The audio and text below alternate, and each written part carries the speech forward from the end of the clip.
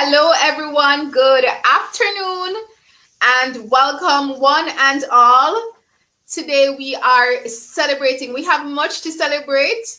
I guess we should maybe wait a couple of minutes, maybe 1 or 2 minutes, so we can build up the live. But we're happy to have everyone that's here with us from across the world. We are so happy to be joined today by the son of Marcus Mosiah Garvey, Dr. Julius Garvey.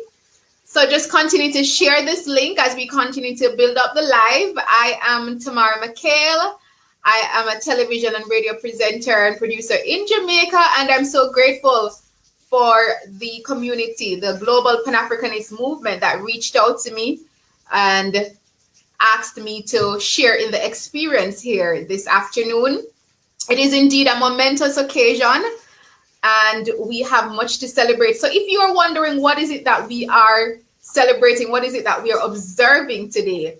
Well, today is the 134th celebratory birthday anniversary as we honor and remember the Right Excellent Dr. Marcus Mosiah Garvey and his legacy. And no doubt Marcus Mosiah Garvey has been an instrumental figure, not only in Jamaica, where he is because I'm a Jamaican and he's our island's first national hero. But other than that, he was the man behind the Pan-Africanist movement. And as we continue to build up the live, make sure you like, share, comment, whether you're on Facebook or YouTube or LinkedIn and whichever other social media platforms that you are joining from. Okay, so as we mentioned, we are honoring his legacy and his memory. And just a quick pointers, a bit of information. As a matter of fact, tech support, you are backstage.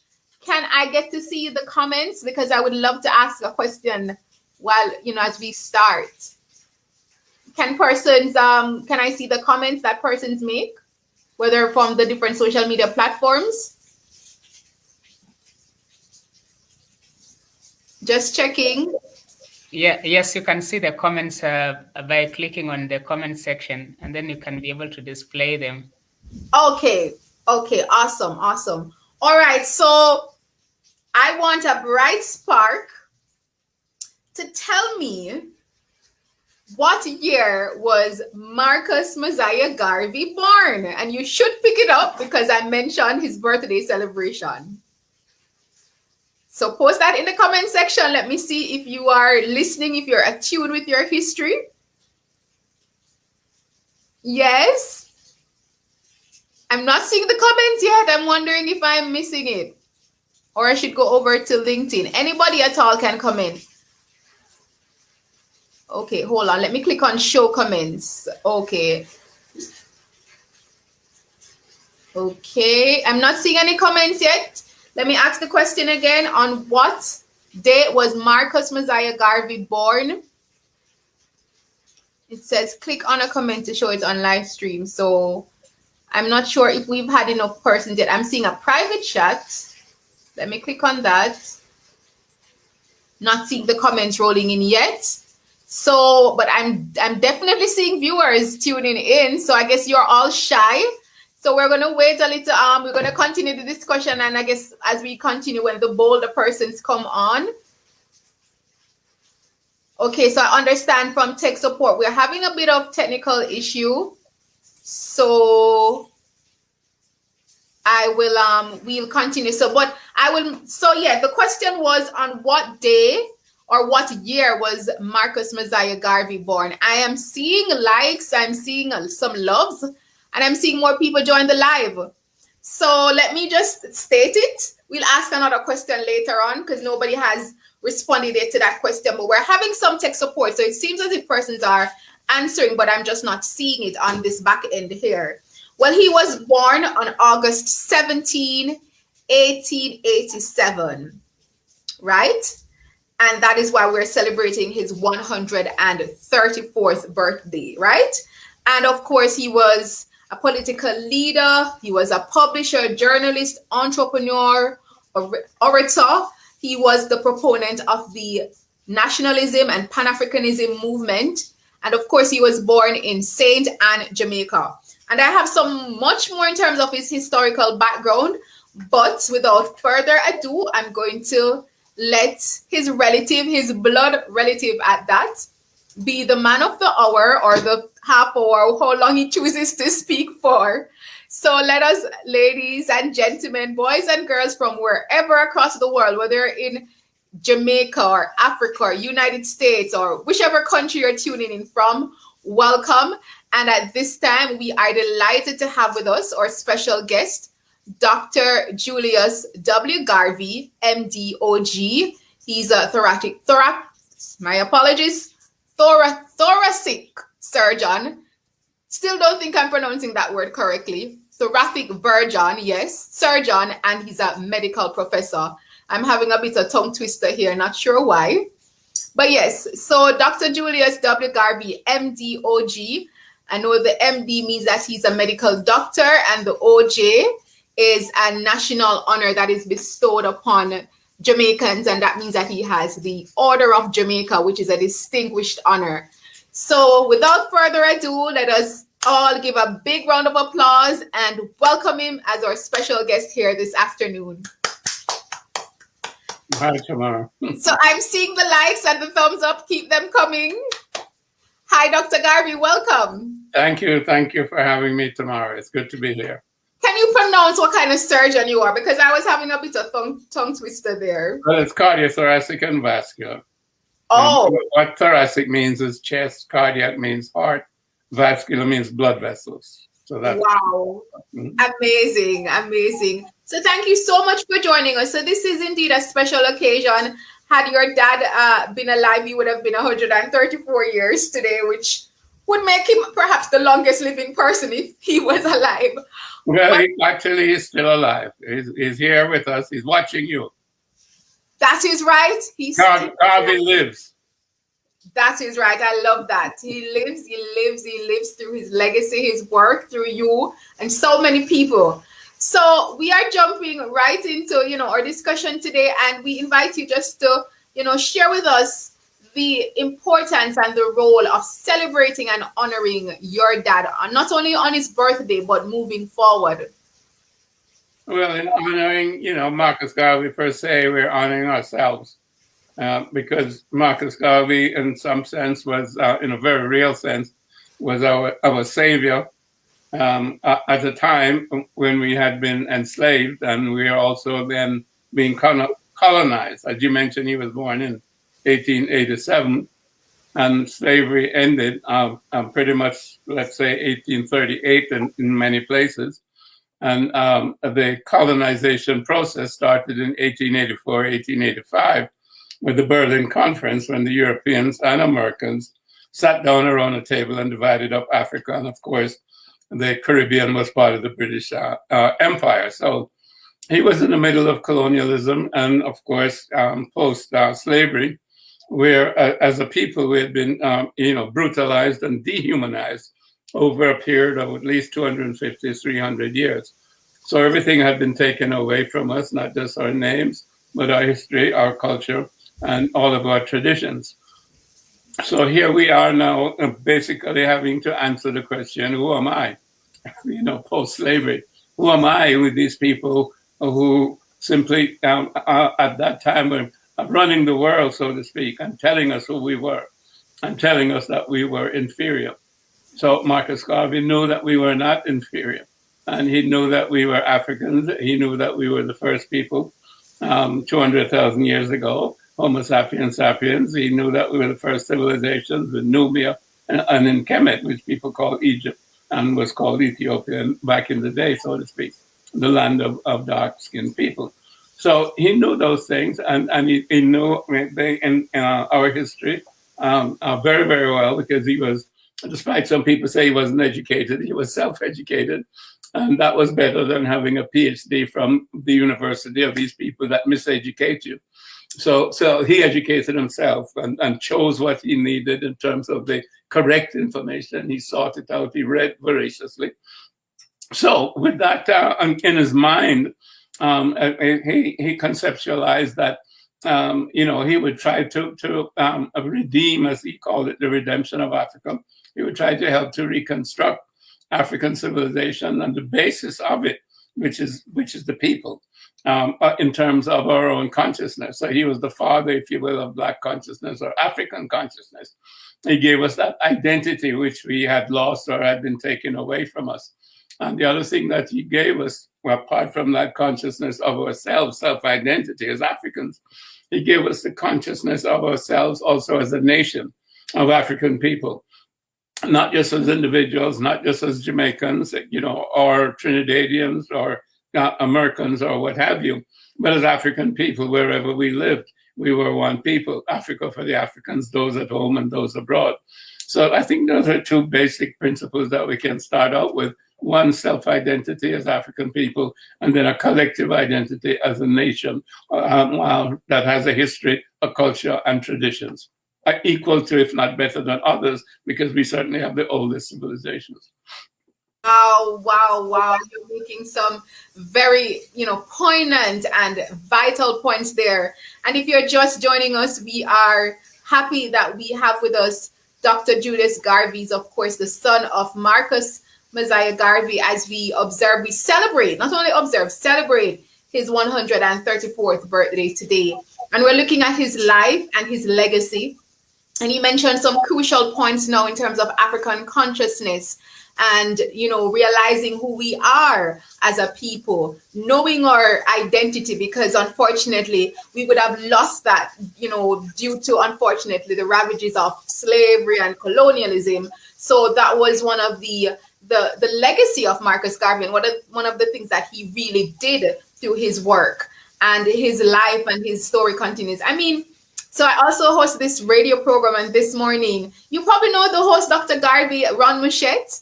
He's very African conscious as well. I don't know if you know of Ron Mouchette. No, I don't know him. Okay, so he's a top broadcaster in terms of DJ here in Jamaica. Yeah. And very popular. And this morning he was actually, because he loves Marcus Garvey, and he started the program with a quote. He was asking everyone, tell us your favorite quote from Marcus Garvey. And I was telling him that one of my favorite quotes was when he said, without confidence, you've lost the race even before you have started, but with confidence, you have won without confidence, you are twice defeated in the race of life. Wonderful. With confidence, you have won the race even before you have started. And I always love that quote, because I'm like, it is so true. Mm-hmm. And it's applicable to every aspect of life. Yeah. So Dr. Garvey, we're gonna continue to touch on his work, but one of the things I'm curious to find out, and I'm sure our listeners and our viewers would also want to find out from you, is what was your experience like growing up with somebody like Marcus Garvey as your father? Because we would see him as the world on this huge monumental figure, but to you he was dad. So what was that like? Well, it wasn't so much that dad figure, because he died when I was 7 years old, and the last time I saw him, I was 5 years old, when we left England and came back to Jamaica, and he stayed in England because he had to continue his work there. My brother had developed arthritis in his knee, and so we had to come back to a warm climate. So, my memories of him are childhood memories. So, my knowledge of him is really through my mother, in terms of word of mouth, and of course through my own reading and investigation, in terms of his works and what other people have said about him, etc. So, but my mother really raised us in terms of who he was, both my older brother and myself. So that's where our knowledge came from, until we're able to, dig for ourselves and find out who he actually was, in terms of the broader picture as a Pan-Africanist, etc. Okay. And as you're throwing out quotes, a people without the knowledge of their past history, origin, and culture is like a tree without roots. And that's what we were talking about before in terms of identity, and how important that is, and how important history is, and therefore how important education is. And that's one of the things that have stayed with me, over time. So there are many quotes that are, that are very helpful in terms of helping you to form your character if you understand the quotes and if you look into it, just like the one about confidence. And I'm sure that inspires you when you go to engage yourself in a particular effort. You go there with confidence, and you remember, yes, that's what Marcus Garvey said. So you kind of have that wind in your sails as you go along. So there are many quotes like that. He was a very positive person and a very inspiring person. That's awesome. That's awesome. And I know he, as you mentioned, passed when you were still pretty young. But in terms of what your mother instilled, and that's so good that she was able to still instill, the knowledge of him. What were some of the, the stories which she told you? Perhaps if you could share with us here this afternoon something that maybe the rest of the world does not know, and you're giving us that exclusive. It could be even something very light. No, well, in terms of whatever I can say today that I've said before, I mean, there's no, I know you news people, you always want an expose. There's no expose. There are no hidden girlfriends or anything to reveal, secrets and so on. I wasn't thinking about the girlfriends. I was probably. I know, but I couldn't help that one. Okay, I was thinking more along the lines of, maybe, like just a memory of, something that happened. Like, he could sing and we didn't know that. Something else other than all of the other wonderful accolades and titles he had. Or maybe he was a dancer. I'm not sure. No, none of those things. But he liked to mix different juices together. He was very fond of fruit juices. Oh, and he said to my mother, if he wasn't involved with this work, he would probably go into chemistry, and he would be a chemist because he liked to play with all the different things and mix and so on, etc. That is awesome. So you see, we still got an exclusive. We learned today that the Right Honorable Marcus Mosiah Garvey, in addition to all of his accolades, he was a chemist at heart, and he loved natural juices. He loved mixing up juices. By the way, in terms of my undergraduate degree, I majored in chemistry. Oh, wow. So it runs in the blood. Of course, I went on to be a doctor, but I majored in chemistry as an undergrad. That's awesome. So it runs in the genes. I guess it was in the DNA. Exactly. And I also like fruit juices. It's in the DNA. It's in the blood. We are having an amazing... Where's my fruit juices right now? Awesome. What's that you're having now? That looks so refreshing. It's orange juice mixed with iced tea. And a little lemon in it. Oh boy, this is awesome. We're having such a wonderful time with Dr. Julius Garvey. He's, of course, the son of the Right Excellent, I should say, Marcus Mosiah Garvey, as we continue to celebrate his 134th birthday. If you are joining by the various social media platforms, I'm seeing Facebook, LinkedIn, YouTube, you name it, be sure to drop a like and a love or whatever emoji you want to express, and also share your comments. If you have any questions for Dr. Garvey, please put them in the comment section so we can put them to you. So as I continue, Dr. Garvey, because I'm not sure how much longer you can stay with us this afternoon, but the other thing I wanted to also focus on is, some will say that after Marcus Garvey, because we've had some other Pan-Africanists along the journey, but in this present day 21st century society, this postmodern society that we're living in, how applicable is the Pan-Africanist movement today? Well, it's as applicable and as needed as ever. But, unfortunately, much of the leadership has been subverted, as you know. If you look at people such as Kwame Nkrumah, Patrice Lumumba, Jomo Kenyatta, Nnamdi Azikiwe, Magufuli is gone, Nelson Mandela, so many great Pan-Africanists, Steve Biko, and you can go on and on. Within the Francophone countries in Africa, there have been more than 10 different assassinations carried out by the French military and secret police whenever a Pan-African leader has arisen to represent the people. They become assassinated or they become bought off, etc. Or somebody else is put up as a puppet and is paid to create a coup, just as happened with Kwame Nkrumah. So this is a problem, and it's an ongoing problem. And our leadership is always threatened because we do not have the security to be able to protect them from this type of outside influence. And of course, the same thing happened with my father. He was falsely charged by J. Edgar Hoover and the FBI, and ending up being placed in prison with no evidence whatsoever, an empty envelope and perjured witnesses and so on, spending almost 3 years in jail. And in a sense, derailing his movement and Pan-Africanism.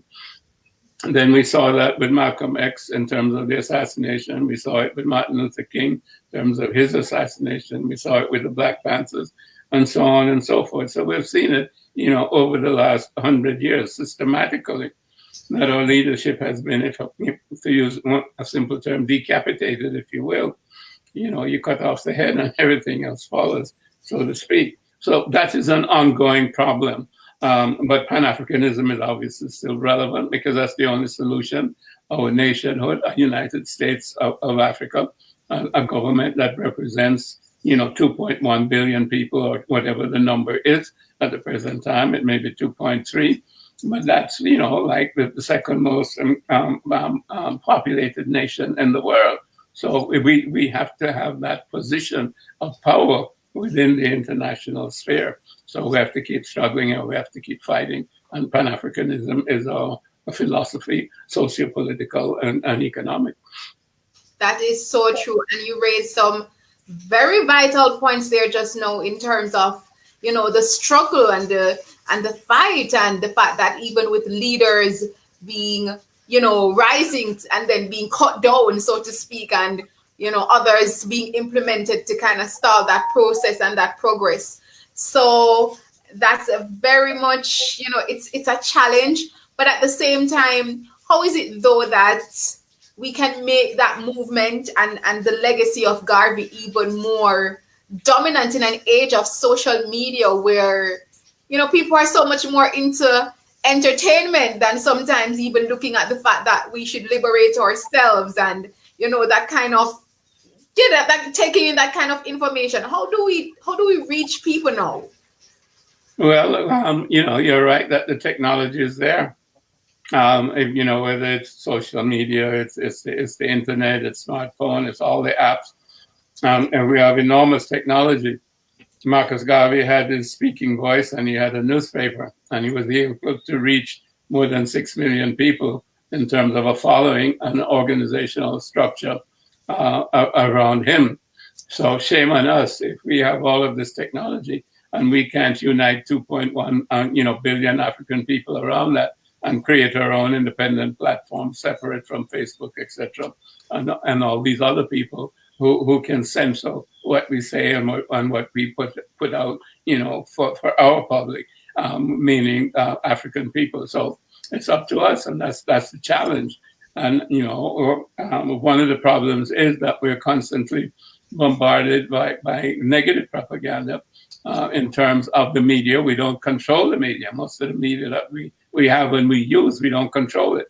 And so the things that we see are things that are allowed by the particular power structure to be on there. So we see ourselves as entertainers and people who are doing scandalous things on TV, so that they can be paid to do that, so that they can denigrate us as a people with this sort of negative culture, so that we buy into that. Many of us buy into that, and they think that is the way to live, that is the way to be. But that's the same miseducation process that Carter Woodson talked about, 1933, 1934.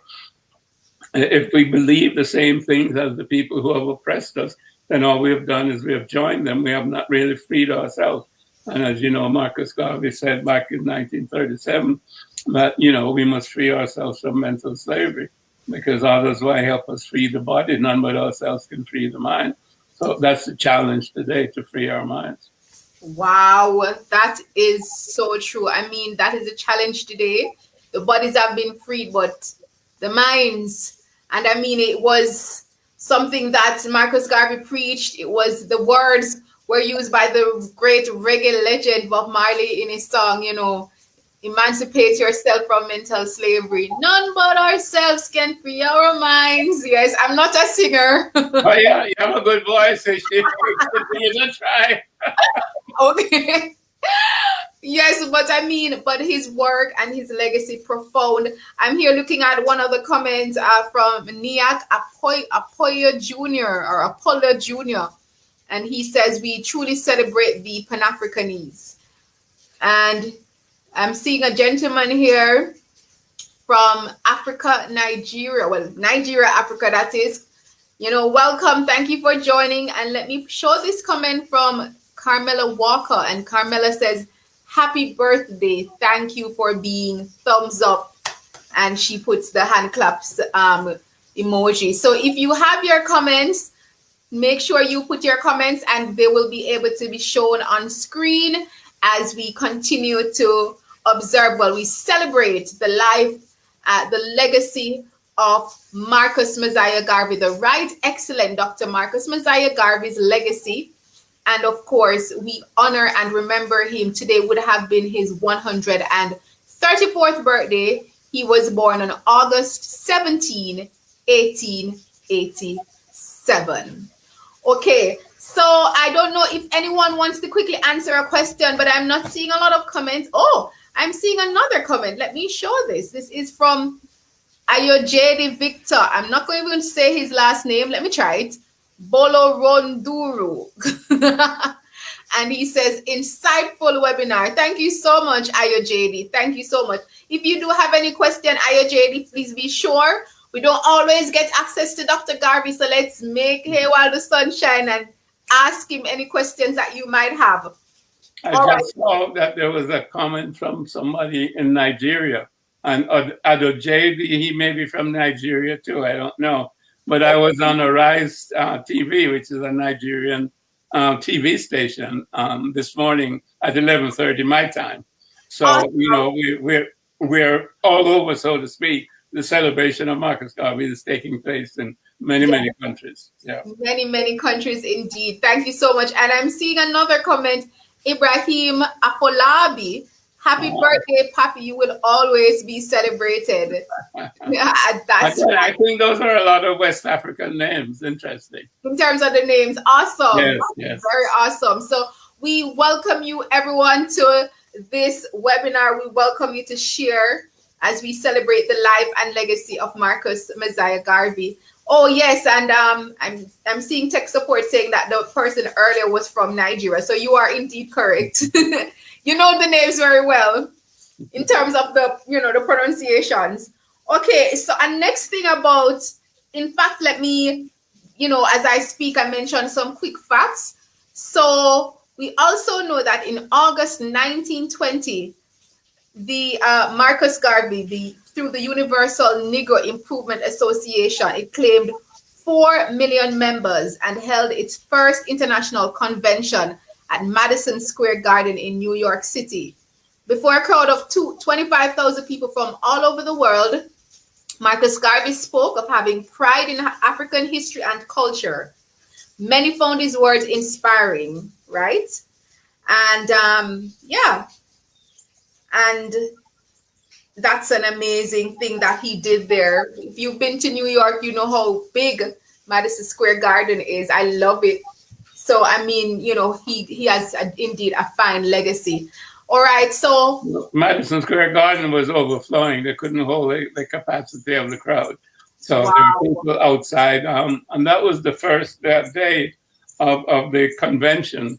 That was the opening ceremony. And the convention went for the whole of August. And there were more than 2,500 delegates from all over the world.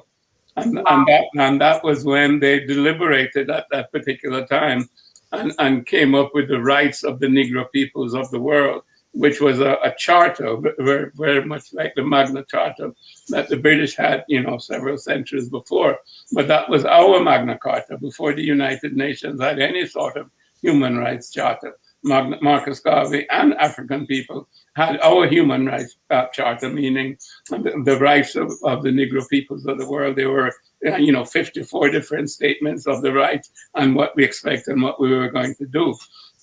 And they also gave us national status, meaning that we had a national anthem, Ethiopia, thou land of our fathers, so thou land where the gods love to be. They gave us a flag, the red, black, and green. Wherever you see the red, black, and green, that was the flag that was voted in 1920. The red for the blood of our ancestors that had been shed, fighting against the slave masters, etc. The black for our phenotype of who we are, and the green for the wealth of our continent, both in terms of vegetation and in terms of mineral wealth. So that was the concept of the red, the black, and the green. So we had national status, and it was then that Marcus Garvey was voted as the provisional president of Africa. So, he didn't just put this on himself. 2,500 delegates came together and voted for Marcus Garvey to be the provisional president of Africa, because now we established ourselves as a nation with rights, certain human rights that we declared in 54 statements. We had a national anthem and we had a flag. So Marcus Garvey gave us nationhood after we have been deprived of that nationhood by the enslavement and by the colonization process. That's awesome. I'm loving the history here. And it's so great getting it from, almost the source, himself. Please don't say the horse's mouth. No, not at all. Not at all. I said the source, almost the source himself, because we're talking to Dr. Julius Garvey, the son, of course, of Marcus Garvey. And, he mentioned some very powerful things there. We really appreciate that. So another comment, happy Garvey Day too. Let me put it on screen. So happy Garvey, this is from, let me try to pronounce this one. Sibon Giseni Wonga. Yes. Hopefully I didn't massacre your name. He said, happy Garvey Day to every African all over Maybe the world. He's from Central Africa. What do you think? Maybe like the Congo? Yes, you're probably right. You seem to can spot them more than I do. I'm not sure I'm correct, but I'm guessing. And he says, happy Garvey Day to every African all over the world. The time is now for us to destroy the propaganda controlling our minds. That is so true. Correct. It's so true, as Dr. Garvey just mentioned, again, speaking from Marcus Garvey, quoting him, none but ourselves. No, emancipate yourself from mental slavery. Okay, so Ayojedi asking a question there, and he says, is there any biopic on this great legend? I am working on a project about African history, and I want His Excellency Dr. Marcus Mosiah Garvey Sr. to have a prominent feature in it. Oh, that's amazing. Dr. Garvey, is there, I know there's a lot of information about Marcus Garvey online and in books, but is there a biopic like a... Well, there are different YouTube things that have been done, but not a major film or documentary, so to speak, of significance. Okay. So, one was done by BGH out of Boston, but it was more derogatory than anything else. Oh, and it was the usual white propaganda trying to destroy a black field. Yes. Which we don't want at all. But in terms of... We need to tell our own stories that hasn't been told well yet by one of us. And I love that. And as a matter of fact, that leads me to my next question. But quickly, Ayojedi, as Dr. Garvey mentioned, you can quickly just go on YouTube. Lots of videos, lots of material are there to go through. And then there are lots of books. And just do a quick Google search. You'll find lots of materials. And I'm sure, Dr. Garvey, you yourself have several work available on your dad, right? Well, there's the Philosophy and Opinions, 3 volumes. There's the work by my mother, Garvey and Garveyism. There's several things by John Henry Clark, several things by Rupert Lewis, etc. So there are many, many books that are worthwhile, reading to get information. Yes. Awesome. Thank you. And Ayojedi saying thanks so much. You are welcome. And Sibojis Sibon Giseni Wonga, he actually responded and he said, I'm from South Africa. That was correct, Tamara. My name that is. Okay, thank you. And I'm seeing Up Mabonga Jesse. He says, happy to be here today. Oh, welcome. I'm not going to guess where he's from. I've been wrong. So maybe what we can do when you write your comments, you can also indicate where you are from. So that he looks like Hussein Bolt on that picture. He does actually. Well, we are all Africans, whether some of us are in the We're all related, right? We're all related because I'm here in Jamaica, and there are, some persons are in Africa. We're all across the world, but we are all connected, right? As somebody said, which I'm going to show that comment just now, it's Julius Uiseb. I'm sure I didn't pronounce that correct. United we stand, Ubuntu. I think it should be Ubuntu.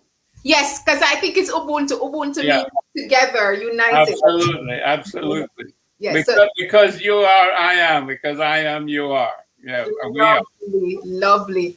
And then Francis Chisela, incredible indeed. It is indeed an honor to be here. Okay, so I'm going to wrap things up in terms of my questions. If you have any questions, please feel free to put them in the comment section so I can ask Dr. Garvey. But I'm going to ask him a final question from my end here, is in terms of, based on something that you said, and just again, remind our listeners or viewers all across social media that are tuning in, we are here celebrating the 134th celebratory birthday anniversary, honoring and remembering the Right Excellent Dr. Marcus Mosiah Garvey's legacy. And of course, our guest this afternoon for me, depends on wherever you are in the world, but our guest is Dr. Julius W. Garvey, MD, OJ, and he's, of course, the son of Marcus Mosiah Garvey. Okay, so someone asked, what does Pan-African mean? A very good question there. Well, Pan-African, let me let Doctor, so it won't be my final question then. I'm going to let Dr. Garvey answer that question. But just from my basic knowledge in terms of journalism, Pan-Africanism is for those who are pro-Blacks. We support the Black movement. We support the life and legacy of our Black people, for our Black nations. It's about empowering people of, whether they are Africans or African descent, to have a sense of knowledge and understanding about themselves and to celebrate themselves, right? In my own words, but I'm going to let Dr. Garvey just quickly explain in a minute or less. Well, yes. I mean, very quickly, Pan just means sort of comprehensive in terms of a group. So it's a group of Africans, and then Pan-Africanism would mean the ideology of that group of Africans. And it's basically an Afrocentric ideology, meaning seeing the world from an Afrocentric perspective through African eyes, because that's who we are in terms of our identity. So if we see the world through our history, through our traditions, through our culture, and through our belief systems, through our spirituality, through our religions. So that's how we see the world. We do not see it through the eyes of Europeans. Eurocentrism is something different. Sino, centrism, which would be Asian or Chinese centrism, is something different. China has its own civilization. So Africa has its own civilization. So Pan-Africanism is about seeing the world through the eyes of African civilization. And again, it's the oldest civilization, and it gave the world civilization. So every civilization in the world is some sort of modification of an African civilization. And the one that has strayed the furthest from the African ancestral motherhood has been the European so-called civilization, because it's really a technological civilization based on scientific materialism and does not really have a spiritual base. African civilization is spiritually based. Pan-Africanism is spiritually based, and it's an expression of the unity of our spirit, which is one spirit for one people. And as Marcus Garvey would say, one God, one aim, one destiny, and we can add one love, and that also is Ubuntu. Yes, indeed, Ubuntu, and I have that on the screen. Yeah. I'm going to go now, okay? Oh, you're going to go now? Okay, so let me just quickly, wanted to give thanks so much to Dr. Julius Garvey. He had quite an insightful discussion with us. And of course, Dr. Julius Garvey is the son of the, most honorable, the right excellent Marcus Mosiah Garvey, the leader of the Pan-Africanist movement, Jamaica's first national hero. And quickly, Dr. Garvey, I'm just quickly going to share the comments as we leave. There's this lady here, Mexia and Black, and she says that she is from Chicago, and she said she came with me at the festival. Your father's legacy and others have held to high esteem and know Ghana. Many know about Marcus Garvey, and we're waiting on your arrival in Ghana. And another individual quickly, Mexia again. Mr. Julius, my big brother, bless you. I am from Ghana, and I recall when you visited. Oh, that's her. Oh, yeah, Ghana, yeah. That was wonderful. I think it was 2011 or 2012, something like that. So that's why she was saying she's awaiting your visit again. And we're gonna end Dr. Garvey's part of this, where he from Amiga in terms of the comments. Levi, Honorable. Okay, is that one of our Black Hebrew brothers? I'm not sure, but Amiga Levi. Is he a Levite? Yes, he said, oh, yes, from the 12th tribe of Israel. And he says, Honorable Marcus Mosiah Garvey lives forever. And Absolutely. I think that's a fitting note for us to wrap up our conversation with Dr. Julius Garvey. We want to thank you so much. Dr. Julius Garvey was our special guest here. We want to thank the Pan-African Leadership Center for having this webinar. They normally have this. You can re-watch this on their various social media platforms. Check out the USA Africa on Instagram on their various social media platforms as well, and continue to learn more about the work and legacy of not only Marcus Mosiah Garvey, but also other great Pan-Africanists. So thank you so much, Dr. Garvey. Enjoy your juice. I will. Thank you, Tamara, and thank Daniel for having me. Thank you so much. We really appreciate it. Okay. Okay, everyone. So I'm just going to read the comments as Dr. Garvey leaves.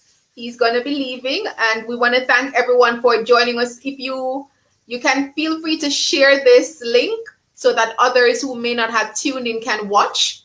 And I'm just going to read some last comments as we wrap things up. Let me see from tech support. Oh, tech support had some other questions there. So yes, so together we are great. Thank you so much, Kemetic Oshmond, for sharing that comment. And then I'm seeing, Mexia commenting again, saying that she's a member of the GPAN Ghana. And Yaya, one of Africa's greatest sons. Indeed, Yaya, we agree with that. And Ancient King God, Ubuntu, respect indeed, Ubuntu. So thank you so much, everyone. We are going to wrap up this broadcast now. It was an amazing session. And again, blessings, Ubuntu, keep the love, keep the light going. And thank you so much to, the Global Pan-Africanist Movement for inviting me to share. I am all the way in Jamaica, so you can just follow me on Instagram, Tamara.Mckayle. If you have any questions or comments, send me a message. I think I just saw another comment coming in as I wrap up. Oh, you had a question. Oh, unfortunately, he left. Francis Chisala, but maybe what you could do is follow the USA Africa Instagram, so United States of Africa Instagram, and send a DM to them. All right. So thank you so much, everyone. Blessings. Take care now.